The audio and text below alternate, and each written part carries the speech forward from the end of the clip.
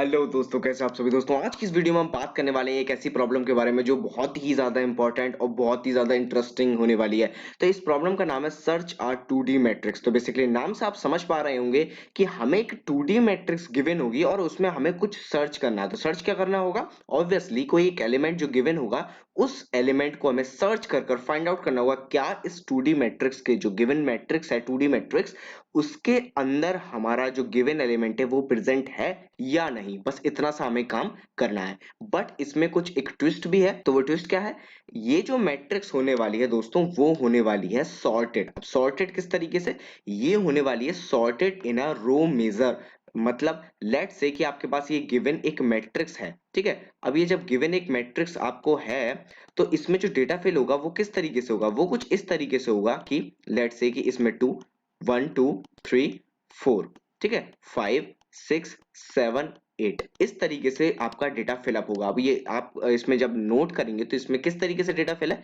Data है sorted order में, ठीक है। तो 1 के बाद 2 फिर 3, मतलब ये एक सीक्वेंस नहीं है, ये एक सॉर्टेड ऑर्डर में, इंक्रीजिंग ऑर्डर और it can also be in decreasing order, ठीक है। तो इंक्रीजिंग ऑर्डर या डिक्रीजिंग ऑर्डर में आपका जो डेटा है वो मैट्रिक्स के अंदर होगा और आपको ये बताना है कि क्या मेरी इस मैट्रिक्स के अंदर जो भी गिवन मेरा एलिमेंट है वो प्रेजेंट है या नहीं। तो इस वीडियो में आज हम इस टॉपिक पर इस प्रॉब्लम को डिस्कस करने वाले हैं। इसमें मैं आपको अप्रोक्सीमेटली 3 एल्गोरिदम बताऊंगा इसकी।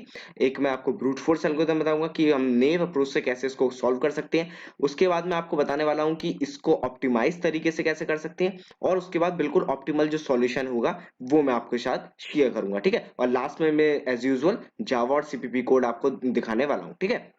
तो वीडियो में बढ़ते हैं और देखते हैं क्या हम इस प्रॉब्लम को पर्टिकुलर कैसे सॉल्व कर सकते हैं, ठीक है। तो अब बेसिकली जब हम नेव या ब्रूट फोर्स अप्रोच की बात करते हैं तो बेसिकली हम क्या करेंगे? लेट से कि हमें मैट्रिक्स गिवन है और हमें सम इसमें फाइंड आउट करना है कि क्या 8 प्रेजेंट है या नहीं, ठीक है। तो हम क्या करेंगे? हम एक लूप चलाएंगे आई इक्वल टू 0 से लेकर लेट से कि ये जो मैट्रिक्स हमें गिवन है वो m क्रॉस n की मैट्रिक्स गिवन है, ठीक है। तो 0 से लेकर n तक एक लूप चलाएंगे और j एक लूप चलाएंगे जो कि 0 से लेकर आपका m तक चलेगा, ठीक है। और उसके बाद ईच एंड एवरी एलिमेंट को हम चेक करेंगे क्या आपका ये जो एलिमेंट है ये गिवन एलिमेंट क्या ये 8 के इक्वल है? जी नहीं। क्या ये 8 के इक्वल है? नहीं। क्या ये 8 के इक्वल है? ये 8 के इक्वल है। ये ऐसा हम करते करते चलते रहेंगे और जब हम देखेंगे क्या हाँ ये हमारा जो एलिमेंट है वो 8 के इक्वल हमें मिल गया है तो this is the index of our required element, ठीक है। और हम रिटर्न कर देंगे कि हाँ whether it can be a index of this element और हम इसमें रिटर्न कर सकते हैं ट्रू, ठीक है। तो इसमें ये हमें मैट्रिक्स में मिल गया है। अब लेट्स से कि हम एक एलिमेंट ले लेते हैं 32, ठीक है। तो 32 को हमें फाइंड आउट करना है इस पर्टिकुलर गिवन मैट्रिक्स में। तो अब हम सेम अप्रोच अपनाएंगे। हम चेक करेंगे क्या ये एलिमेंट 32 है? नहीं। क्या ये है? नहीं। क्या ये है? नहीं। क्या ये है? नहीं। क्या ये है? इस तरीके से हम इसको ट्रेवर्स करते रहेंगे मैट्रिक्स को और चेक करते रहेंगे क्या हमारा 32 के इक्वल कोई भी एलिमेंट हमें गिवन मिल रहा है या नहीं। तो लास्ट में जब हम आ जाएंगे हमारे दोनों लूप चल जाएंगे और दोनों लूप चलने के बाद हम देखेंगे कि हमारा 32 हमें कहीं नहीं मिला। 32 जब नहीं मिला तो हम सिंपली रिटर्न कर देंगे फॉल्स, ठीक है। सिंपली रिटर्न कर देंगे हम फॉल्स, ठीक है। तो m क्रॉस n की मैट्रिक्स जब आप लास्ट तक करेंगे तो वर्स्ट केस में जो इसकी कॉम्प्लेक्सिटी होगी वो होगी big O of m cross n, ठीक है। Big O of m cross n इसकी टाइम कॉम्प्लेक्सिटी होने वाली है और स्पेस कॉम्प्लेक्सिटी तो कुछ है नहीं क्योंकि हमने जो मैट्रिक्स गिवन थी उसमें ही हमने काम कर दिया। तो overall big O of m cross n time complexity और big O of one space complexity इस एल्गोरिथम की नेव अप्रोच या ब्रूट फोर्स अप्रोच की होने वाली है। तो बहुत ही सिंपल थी ये अप्रोच, इसमें कोई भी आपको दिक्कत नहीं हुई होगी। अब हम बढ़ते हैं थोड़ी इसकी एक ऑप्टिमाइज वर्जन, मतलब हम इसको कैसे और ऑप्टिमाइज कर सकते हैं वो अब हम देखने वाले हैं, ठीक है। तो चलिए अब ये हमारी मैट्रिक्स सिमिलर गिवन है। तो अब इसमें हम एक चीज हमें ऑब्जर्व कुछ हम चीज जब ऑब्जर्व करेंगे तब हमें समझ में आता है कि भाई हम ऑप्टिमाइज इसको कैसे कर सकते हैं। तो ऑब्जर्व करने की चीज क्या है? जैसे कि आप देख सकते हैं कि यहाँ पर जितने भी एलिमेंट हमें गिवन है मैट्रिक्स के अंदर, जितने भी एलिमेंट आपको गिवन है each and every element each and every row in the matrix is in sorted order, ठीक है। तो आप देख सकते हैं सॉर्टेड ऑर्डर में। तो हम क्या इसमें अपना एल्गोरिदम लगा सकते हैं? ऑप्टिमाइज इसको कैसे कर सकते हैं? Rather than traversing each and every element of the row हम ये कर सकते हैं कि हम लास्ट एलिमेंट को टारगेट करें, ठीक है। अब हम क्या करेंगे, जैसे लेट्स से कि हमें 8 फाइंड आउट करना है, ठीक है। अब हमें 8 फाइंड आउट करना है तो हम क्या करेंगे, हम चेक करेंगे कि लास्ट एलिमेंट जो है, जो कि है हमारा 4, तो क्या वो 8 से बड़ा है। अगर वो 8 से बड़ा होगा तो जो आपको रिजल्ट मिलने वाला है वो ऑब्वियसली इस तरफ कहीं मिलेगा, ठीक है। अगर वो 8 से बड़ा होगा तो आपको रिजल्ट जो है वो इसके पीछे मिलेगा। पीछे क्यों मिलेगा, क्योंकि इसके बाद यानी कि इस 4 के बाद जितने भी एलिमेंट आपको मैट्रिक्स में मिलेंगे वो सब 4 से बड़े होने वाले हैं। अब ऑब्वियसली अगर 4 से ही वो बड़ा है, 4 ही 8 से बड़ा है, तो और सबसे तो छोटा होगा ही, ठीक है। तो इससे 4 से छोटा ही एलिमेंट ले लेते हैं एक एग्जांपल के लिए। तो लेट से मैंने ले लिया 2, ठीक है। तो अगर मैं 2 को 4 से कंपेयर करता हूं तो 4 इज ग्रेटर देन 2। तो आप सोच कर देखिए कि 2 जो है, ये 2 जो है वो आपको कहीं इस एरिया में मिल सकता है? जी नहीं, कभी नहीं मिलेगा। तो आप क्या कर सकते हैं, आप सिंपली जो है वो अपना जे इंडेक्स जो है, जे कॉलम जो है, उसको माइनस माइनस कर कर एक स्टेप पीछे आएंगे। अब आप देखेंगे क्या 3 से भी छोटा है, तो आप और पीछे जाएंगे। फिर आप देखेंगे 2 से छोटा है, नहीं 2 से तो बराबर है, तो आप इसको रिटर्न कर देंगे ट्रू, ठीक है। अब let's take an example of 8। अब आप क्या करेंगे, आप देखेंगे क्या 4 से बड़ा है 8, तो हाँ बड़ा है, तो ऑब्वियसली इसके पीछे तो इस वाली रो में तो आपको 8 मिलने से रहा, ठीक है। तो आप क्या करेंगे, आप सीधे नेक्स्ट नेक्स्ट कॉलम पर मूव कर जाएंगे, नेक्स्ट रो पर मूव कर जाएंगे सेम कॉलम के। अब आप देखेंगे क्या 8, तो 8 ऑब्वियसली इससे बड़ा है, सॉरी बराबर है, तो उसको ना पीछे जाने की जरूरत है ना कहीं जाने की जरूरत है, और इसी इंडेक्स पर आप ट्रू रिटर्न कर सकते हैं, ठीक है। तो ये आपका स्टेप ये हो गया। तो अब आपने इसमें ऑप्टिमाइज क्या करा, अब आप इसमें ये ऑप्टिमाइज करा कि आप सिर्फ एक कॉलम में फोकस कर रहे हैं। अगर आपको इससे बड़ा मिलता जा रहा है तो आप सिंपली एक कॉलम में फोकस करेंगे, और लास्ट में भी let's take an example of 32, ठीक है 32। तो पहले हम क्या कर रहे थे, पहले जो हम अपनी ट्रेवर्सल कर रहे थे वो एम क्रॉस एन टाइम्स कर रहे थे, ठीक है, एम क्रॉस एन टाइम्स कर रहे थे। बट अब यहाँ पर हमने क्या ऑप्टिमाइज कर लिया, अब हम यहाँ पर करेंगे, हम इसमें चेक करेंगे क्या 4 32 छोटा है, हाँ छोटा है, तो नीचे आ जाओ, ठीक है। फिर 8 भी छोटा है और नीचे आ जाओ, 12 भी छोटा है और नीचे आ जाओ, 16 भी छोटा है, बस रुक जाओ, खत्म। हमें नहीं मिला, हमने फॉल्स कर दिया। तो अब हमारी time complexity big O of M cross N से रिड्यूस होकर हो गई बिगो ऑफ एम। देखा आपने कितना ज्यादा इजी पड़ा हमारे लिए, ठीक है। तो अब ये जो आपकी बिग ऑफ एम है, अगर वर्स्ट केस में भी आप देखेंगे कि लेट से कि आपने 13 जो है वो आपका आपको फाइंड आउट करना है इस मैट्रिक्स में, तो आप क्या करेंगे, मैं इसको इरेज कर देता हूँ, ठीक है। अब हम क्या करेंगे, अब वर्स्ट केस में 13 है, ठीक है, तो हम इधर से स्टार्ट करेंगे ट्रेवर्सल अपना, ठीक है। हम देखेंगे 4 13 से छोटा है, 4 13 छोटा है, नीचे आ जाओ। 8 13 से छोटा है, नीचे आ जाओ। 12 13 से छोटा है, नीचे आ जाओ। 16 13 से बड़ा है, ठीक है। छोटा होता तो हम बाहर चले जाते, लेकिन 16 13 से बड़ा है तो हम पीछे आएंगे। 15 13 से बड़ा है, 14 13 से बड़ा है, 13 13 के बराबर है, और हम यहीं से रिटर्न कर देंगे ट्रू, ठीक है। तो अब हमारी टाइम कॉम्प्लेक्सिटी क्या हो गई, m प्लस n, ठीक है। तो आप देख सकते हैं m क्रॉस n से आपकी वर्स्ट केस की जो टाइम कॉम्प्लेक्सिटी है वो हो गई big O of m plus n, जो कि ऑब्वियसली m क्रॉस n से तो बहुत ज्यादा ऑप्टिमाइज, ठीक है। तो एक बार इसका कोड देख लेते हैं और उसके बाद हम ऑप्टिमल अप्रोच की तरफ बढ़ेंगे, तो ठीक है। इसका कोड देखने से आपका थोड़ा जो अंडरस्टैंडिंग है लेवल वो थोड़ा इंक्रीज हो जाएगा। तो इसका कोड देखते हैं और उसके बाद हम अपने ऑप्टिमल सॉल्यूशन की तरफ बढ़ेंगे। तो इसका कोड आप देख लीजिए, जावा सॉल्यूशन मैं आपको दिखा रहा हूं। तो बेसिकली हमने क्या करा, हमने पहले जो मैट्रिक्स की लेंथ है n ले ली, और अगर n जीरो है यानी कि मैट्रिक्स हमारी नल है तो रिटर्न फॉल्स कर दो, क्योंकि उसमें जब नल मैट्रिक्स है तो उसमें तो टारगेट एलिमेंट आपका होने से रहा, ठीक है। उसके बाद आपने कॉलम की लेंथ ले ली हमने, matrix of zero dot length, और उसके बाद हमने जीरो आई को 0 और j को m-1 यानी कि फर्स्ट रो के लास्ट कॉलम से इनिशियलाइज कर दिया। अब हमने एक लूप चलाया, व्हाइल लूप, जब तक i n से छोटा है यानी कि जो रो है वो लास्ट रो तक नहीं पहुंची, और j जो है वो -1 से बड़ा है, ठीक है। जैसा कि हम यहाँ पर कर रहे थे कि i जो है वो n-1 से छोटा है, मतलब i चलेगा यहाँ तक और j चलेगा 0 से बड़ा है यानी कि यहाँ तक, इससे पीछे नहीं जा सकते हम, ठीक है।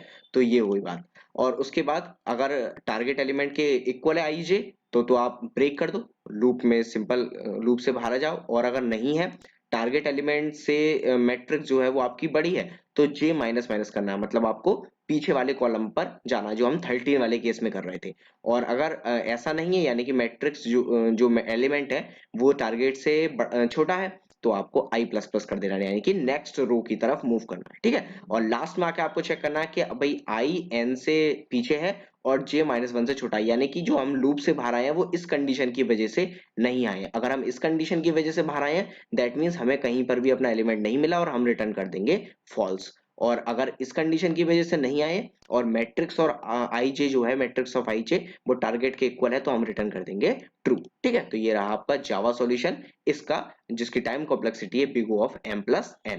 और आपका सीपीपी सॉल्यूशन ये रहा सेम, कुछ भी इसमें चेंज नहीं है, बस मैट्रिक्स की जगह पर, एरे की जगह पर आपका वेक्टर हो गया है, और साइज बाकी पूरा कॉन्सेप्ट आपका सेम रहेगा, सेम ऑपरेटर सेम, कोई भी इसमें चेंजेस नहीं, ठीक है। तो आई होप आपको ये चीज समझ में आई। अब let's move on to the, तो अगर हम बात करें मोस्ट ऑप्टिमल अप्रोच की इस प्रॉब्लम की, तो उसकी टाइम कॉम्प्लेक्सिटी बात करें तो दोस्तों उसकी टाइम कॉम्प्लेक्सिटी हो जाने वाली है log m plus log n, ठीक है। तो हमने m क्रॉस n से रिड्यूस करा m प्लस n पर, और उसके बाद हम रिड्यूस कर रहे हैं log m plus log n, ठीक है। तो आपने देखा कितना ज्यादा हमने वेरी कर दिया टाइम को।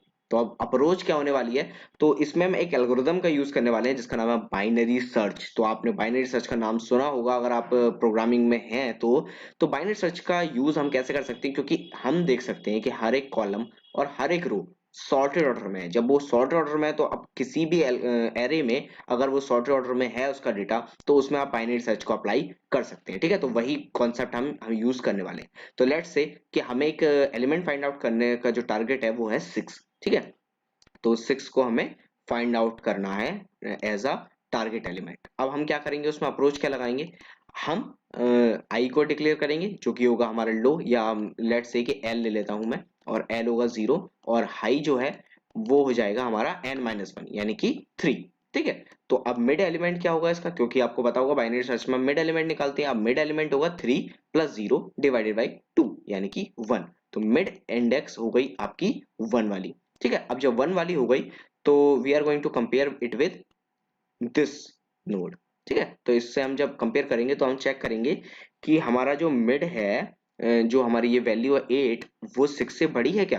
तो अगर 6 से बड़ी है तो अपना जो लास्ट का पॉइंटर है यानी कि h, उसको मिड माइनस 1 कर दो, ठीक है। तो h की जो वैल्यू है वो 3 से हटकर मिड माइनस 1 यानी कि 0 हो जाएगी, ठीक है।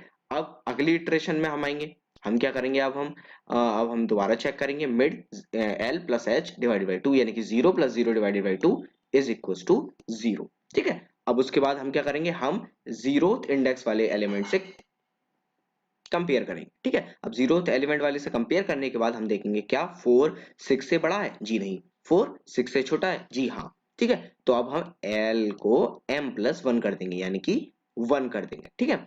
और अब जैसा कि आप देख सकते हैं कि लो की वैल्यू जो है, लो की वैल्यू वो हाई की वैल्यू से ज्यादा हो गई, तो हम अपने लूप से बाहर आ जाएंगे। दैट मीन्स कि जो हमारी i की वैल्यू है वो अब इधर है, तो ऑटोमेटिकली हम वी कैन कंक्लूड दैट जो हमारा रिजल्ट हमें मिलने वाला है, जो टारगेट मिलेगा, वो या तो इस रो में मिलने वाला है, इस गिवन रो में मिलेगा, या फिर नहीं मिलेगा, ठीक है। तो अब हमें अपनी रो तो पता चल गई है, अब हमें जो काम करना है वो बस कॉलम पे करना, सॉरी, अब हमें अपनी हाँ, रो तो मिल गई है और अब हमें कॉलम पे काम करना है, ठीक है। अब कॉलम पे काम करने के लिए हम क्या करेंगे, हम दोबारा बाइनरी सर्च अप्लाई करेंगे इस पर्टिकुलर कॉलम पे i इक्वल टू 1 पर, और सेम वही काम करेंगे हम।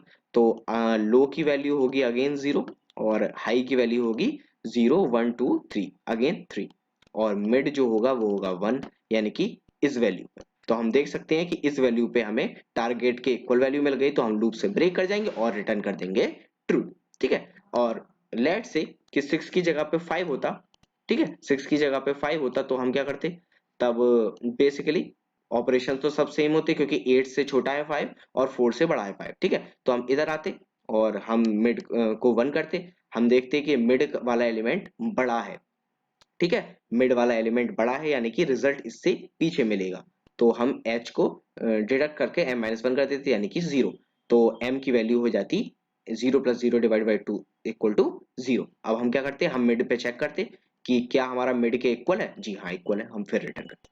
ठीक है, आपको मिल गया ये आंसर। अब लेट्स से कि यहाँ पर हमें होता 4 और 5, 5 की जगह पर यहाँ पर हमको फाइंड आउट करना है इस गिवन मैट्रिक्स में 32। ठीक है, 32 फाइंड आउट करना है। तो उसके लिए अब हम कैसे देखेंगे कि भाई वैलिडेट कर करके हमारा सॉल्यूशन हमें फॉल्स दे पा रहा है या नहीं दे पा रहा है। तो हमें 32 फाइंड आउट करना है। अब 32 के लिए हम फिर से वही चेक करेंगे, मिड और लास्ट तो सेम ही होने वाला है, L इक्वल टू 0 और H इक्वल टू आपका फिर से वही होने वाला है 3। और मिड की जो वैल्यू है वो 1 होगी ऑटोमेटिकली। तो हम चेक करेंगे क्या 8 से जो हमारा रिजल्ट है वो छोटा है, जी नहीं 8 से बड़ा है। तो हम क्या करेंगे, इसको रिड्यूस कर देंगे, जो कि हमारा मतलब हमारा रिजल्ट जो है वो ऑटोमेटिकली इस कॉलम में मिलने वाला है। तो हम जो H की वैल्यू है उस L की वैल्यू है उसको हम m+1 कर देंगे, यानी कि 2। ठीक है, तो 2 प्लस 3 यानी कि 5 और इसको डिवाइड करेंगे तो 2। तो ठीक है, हमें इधर आंसर मिलेगा। अब इधर आंसर मिलने का क्या मतलब है, हम दोबारा चेक करेंगे 2 प्लस 3 5 डिवाइडेड बाई 2, तो हमारा ये आंसर फिर कन्वर्ट है, तो हम इस तरफ आएंगे। तो हम m+1 यानी कि 3 कर देंगे। अब 3 और 3 6 डिवाइडेड बाई 2 3। अब हम इधर इससे कंपेयर करेंगे तो हमारा इससे भी आंसर बड़ा आएगा, तो हम L को फिर बढ़ा देंगे यानी कि 4। अब L जो है वो H से ग्रेटर हो गया, तो हम लूप से बाहर आ जाएंगे और हम चेक करेंगे कि अब हमारा जो है वो लास्ट में हम पे कुछ बचा है।